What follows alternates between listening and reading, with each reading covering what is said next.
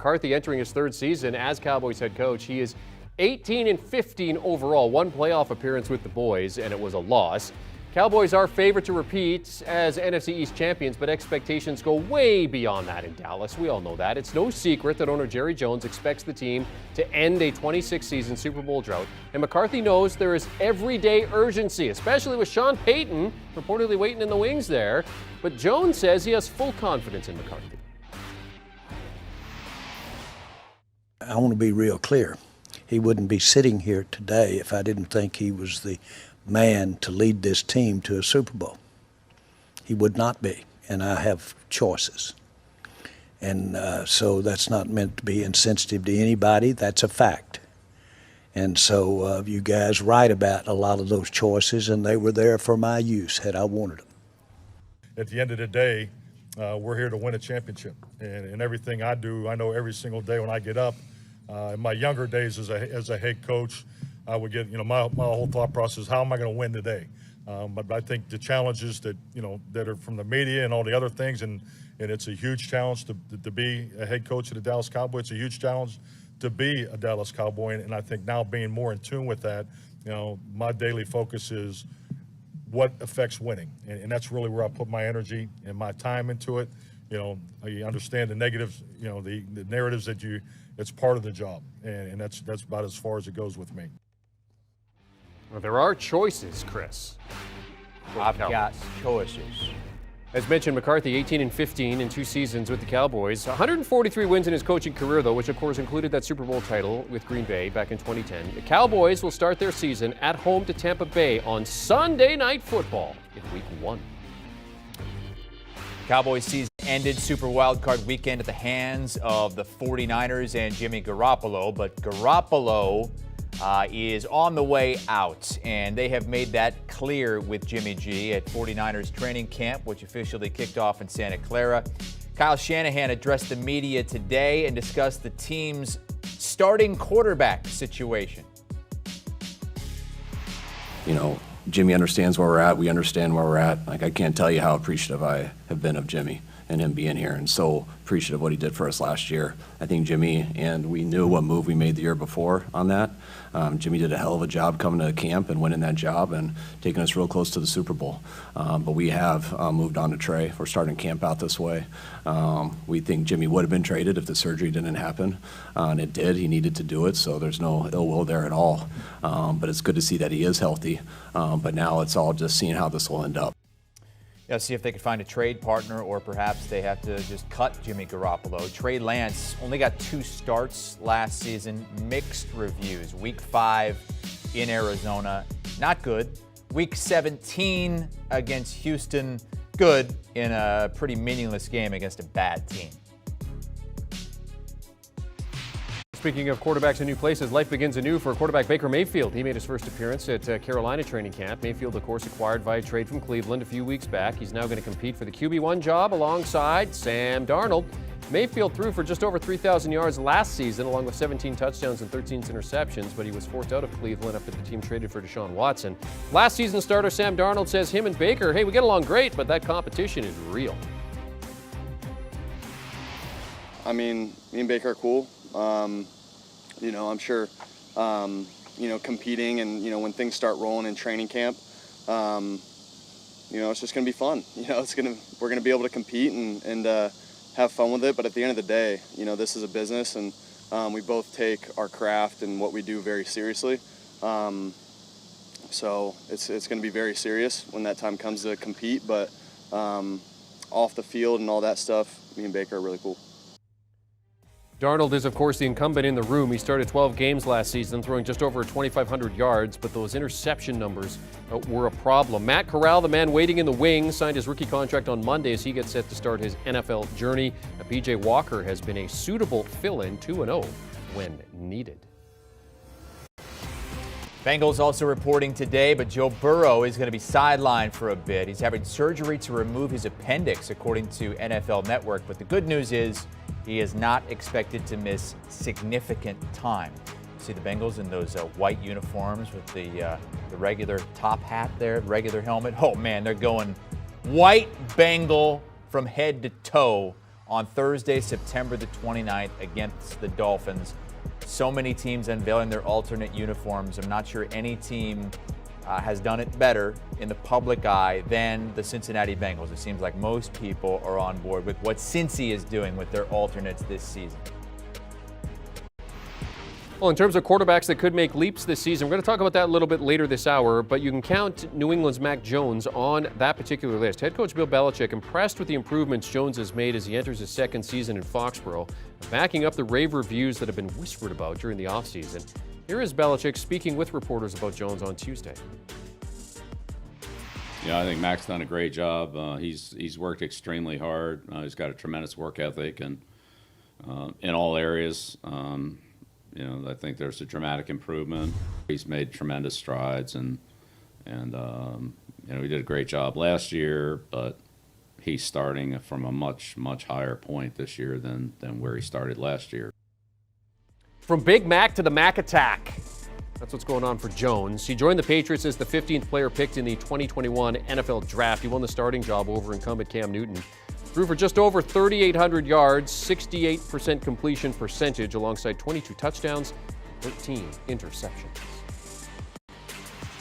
Mac Jones, a much better rookie year than Trevor Lawrence, who went number 1 overall, but he did have a perfect day at camp today. Reportedly completed every pass.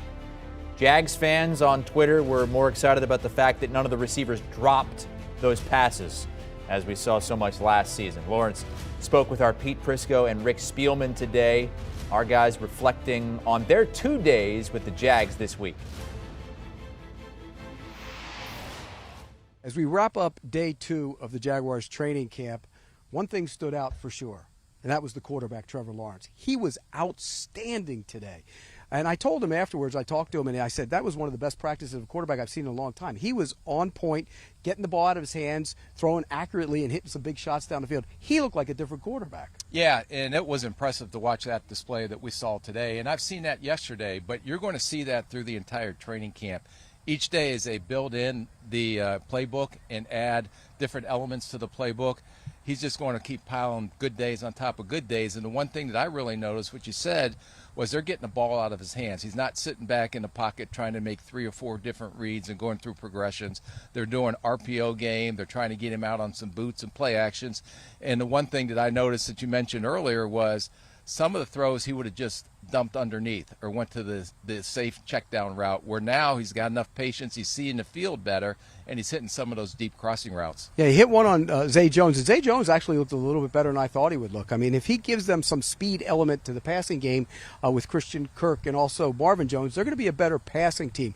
One thing we noticed, too, is the uncertainty of the offensive line, but I think there's been something that's been decided already. It looks like the rookie, Luke Fortner, is going to start at center. Yeah, they were very excited about him and all the sources I talked to yesterday, and they really believe that he's going to take over that job and will be the starting center going into week 1. Is that tough to have a rookie starting center? Well, it is if they're going to have him make all the checks and calls and the protections. So if he has to go up there and ID the mic and try to guess where the blitz is coming from, but I know that he was very intelligent coming out, very good athlete. So they'll determine how much he can handle, but a lot of times a quarterback can handle that as well. And Trevor Lawrence, although he's learning a new offense as well, he may be doing some of those checks and the protections. We'll flip to the defensive side real quick. One thing I noticed is the size of Trayvon Walker.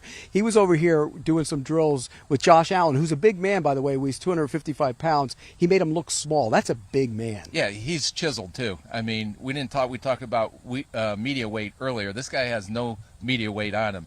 And he's long, he's athletic, he's chiseled. And, I'm just refer back to Neil Hunter looked like that when we brought him in. But you can't draw those type of guys up. So when you have an opportunity to draft a guy like that with that much potential and upside, and he looks like that, I think they're very high. There's going to be very high expectations on him. You standing firm on 8-8-1? I'm going to stand firm on 8-8-1. Now, after a couple of days, I may go 9-7. Wow. 9-8. Wow. They may be above 500 after these first 2 days. Rick's mind. I still think 7 or 8 would be about where I expect them to be. All right, Pete thinks 7 or 8 wins. Rick saying maybe 9 wins. Maybe they challenge for a postseason berth this season. They start things off against the Commanders week 1. Right now they are 4-point underdogs in that game and then week 2 against the Indianapolis Colts, starting off division play. All right, so we were with the Jags Monday and Tuesday. Tomorrow we're going to be in Tampa with the Buccaneers. They are the favorites in the NFC. Thursday with the Arizona Cardinals and all that Kyler Murray talk with the contract and the interesting words in that contract. Friday with the Niners and Browns, and Saturday will be with the Dallas Cowboys. Time now for your performance multiplier, powered by Liquid IV. Fuel your play. And we're focusing on a player, coach, or position group that will take the next step this coming season. And today, we're heading to the Big Apple to highlight quarterback Zach Wilson. Wilson going into his second year, and the Jets have added some targets for him, bringing in 2 tight ends in C.J. Usama and Tyler Conklin. Now, they also, of course, drafted former Ohio State wide receiver Garrett Wilson, and Breece Hall also joins the team in the backfield. Now, Wilson, room to improve, didn't have a standout rookie season. They went 3-10. He completed just 55.6% of his passes for 2,334 yards, 9 touchdowns, and 11 interceptions. And for more on Wilson, let's bring in CBS Sports HQ football analyst, Mr. Football Game Plan himself, Emory Hunt. Emory, you're high on Zach Wilson this year. Why is he going to be a performance multiplier for the Jets in 2022?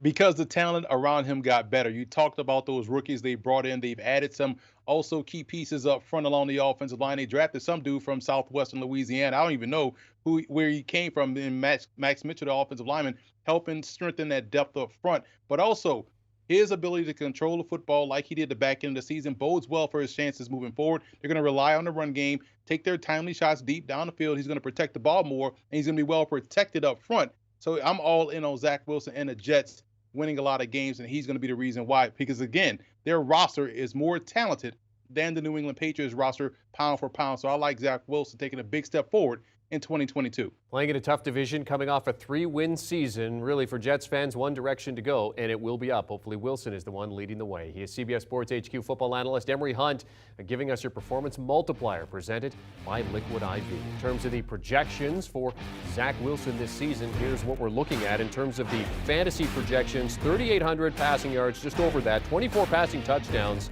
with 23 interceptions. Rush yards, 293, just shy of the 300-yard mark, 2 rushing touchdowns. And in terms of his quarterback rank, 21st. Jets kicking off their season at home to Baltimore in Week 1.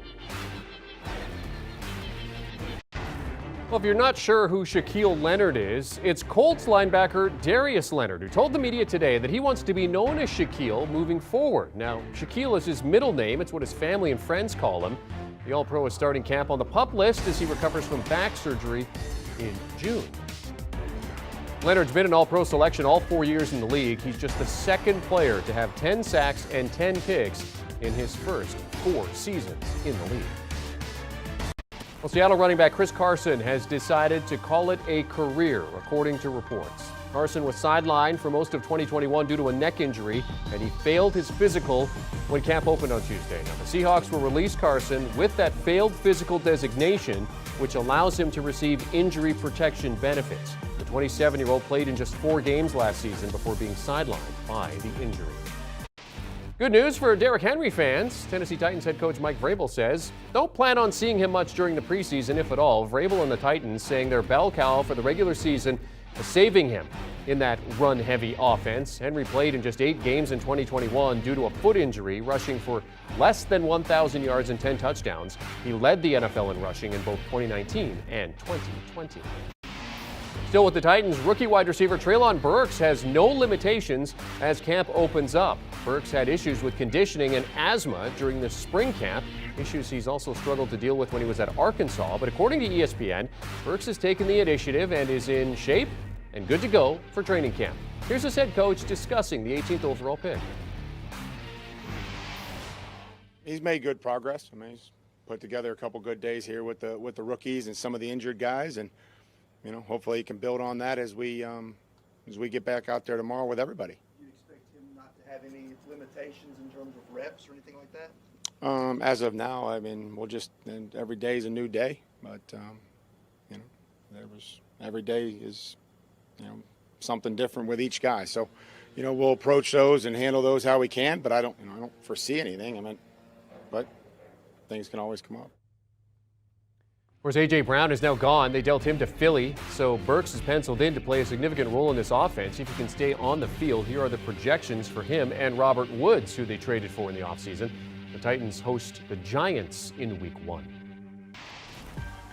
Well, 49ers officially moving on from Jimmy Garoppolo. Now, they haven't traded him. They haven't cut him. But they have said today, the brass anyway, the head coach Kyle Shanahan and John Lynch, the GM, that Trey Lance is going to be the starter, and whatever happens with Jimmy Garoppolo happens. And that is that. Trey Lance only started 2 games last season when the 49ers went to the NFC Championship game. In Week 5 against Arizona, not very good. Week 17 was a meaningless game against a really bad team. He was better in that one, and he wasn't too bad in some spot sub situations where he ran some plays around the goal line. But this is going to be a much different task this season as the full-time starter. Let's bring in Ryan Wilson, who was all over Trey Lance, what would have been a year and a half or so ago, leading up to that 2021 draft when the 49ers took him high. What kind of a gamble is this when you got a guy in Jimmy G that you know can lead you to a Super Bowl? He almost did it twice, but not a Super Bowl win yet, and you go with Trey Lance, who has not proven anything yet? Yeah, I think the real gamble, Chris, was trading up to the 3rd overall pick 2 drafts ago to take Trey Lance. That was certainly a surprise. And you're exactly right about how good Jimmy G has been. I haven't been as high on him as perhaps I should have been hard on him, even though, as you point out, he's taken the team to 1 Super Bowl, had a chance to win that, except for the final 10 minutes there against the Chiefs. And they were 1 dropped interception away. And by the way, Jimmy G didn't drop that interception against the Rams to go into the Super Bowl again last year. But I think what it feels like with Kyle Shanahan and John Lynch, and when they drafted Trey Lance originally a year and a half ago, is that they understood that the quarterback position is changing. And even though Kyle Shanahan is arguably the best play caller in the league, he wanted something a little more than what he's typically had at quarterback, and that's traditionally been a pocket passer. We've seen it with Matt Ryan. We saw it, of course, with Kirk Cousins. We saw it most recently with Jimmy Garoppolo. And in Trey Lance, you get the added element of being able to win with his legs. And we saw glimpses of that last year. I don't think the intention was for Trey Lance to play at all, but injuries necessitated that he was on the field for some of those snaps. And I think this year, this time around, the thinking is that we're all in on Trey Lance. This is year 2. Typically, high-drafted quarterbacks play early. That wasn't the case with Lance. We don't want him to be looking over his shoulder with Jimmy G being there on the bench. And it sounded like, and we heard Shanahan allude to this, that they would have traded him had he not gotten injured, Jimmy Garoppolo.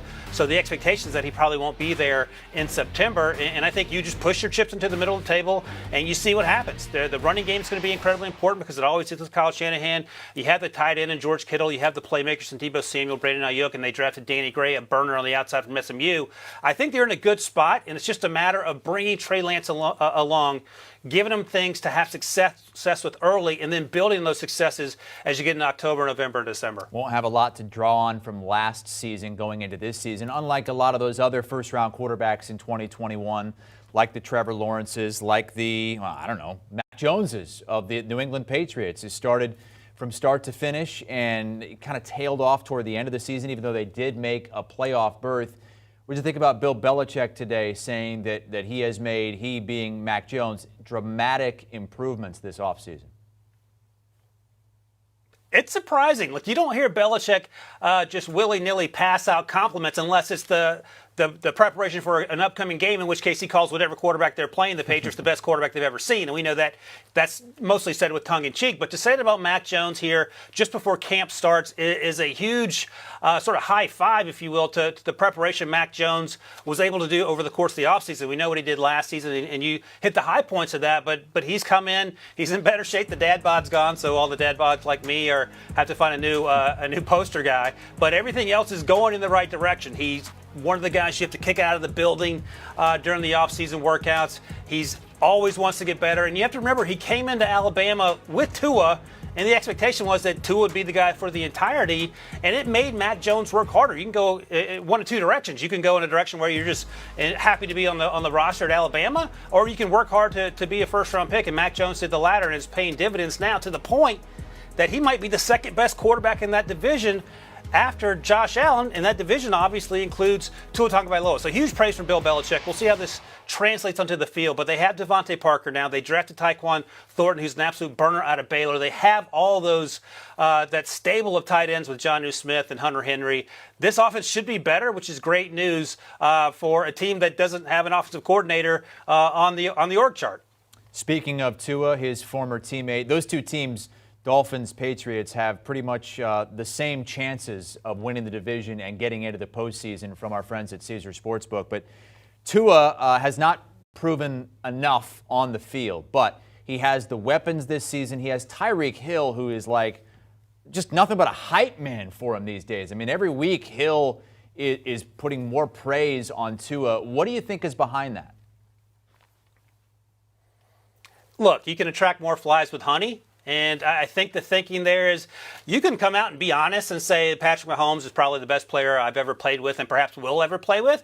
Or you can say, I like working with Tua. Tua does a lot of things really well. And you can take it 3 or 4 or 5 steps beyond that and say he's the most accurate quarterback, has a great arm, and all those things. There is no downside to that. Maybe if Tua struggles a little bit in the middle of the season, you point back to those comments. But so what? That's better than going in the other direction. I think that's Tyreek Hill's psychology, and I think it's pretty smart. We've seen situations where not young quarterbacks, but even veteran quarterbacks have wilted under the glare of comments by their wide receivers. Antonio Brown comes to mind at his various stops that didn't include Tom Brady, and that includes Ben Roethlisberger and Derek Carr. So I think this is a smart path. And look, Tyreek Hill's getting paid either way. He's going to want to catch footballs. So why not butter up the guy responsible for throwing those footballs, and hopefully it works out. I think there's a lot of reasons for optimism. I think Tua will play better this year. They were, on and off again with the starts when Ryan Fitzpatrick was there 2 years ago, and that seemed sort of weird.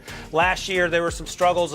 At times you saw a little more of the Alabama version of Tua, but I think now with another playmaker to pair with Jalen Waddle, who had a really good season last year, to pair with that running game that we know is going to be incredibly important in Miami now, those all point to the arrow points up for Tua in that regard, and I applaud Tyreek for his optimism, even if it feels sort of far-fetched when you look at it from our viewpoint. And kind of like Tyreek Hill hyping up Tua Tagovailoa, Patrick Mahomes, to a lesser extent, hyping up his new receivers who are set to try to replace Tyreek Hill, saying that he has more room for error. He could throw it way up here, and they're going to be able to catch it because Juju, MVS, those guys are bigger than Tyreek Hill. Who do you think becomes Mahomes' number one wideout this season? And we're not talking about number one pass catcher. That's Travis Kelce. Number one wide receiver.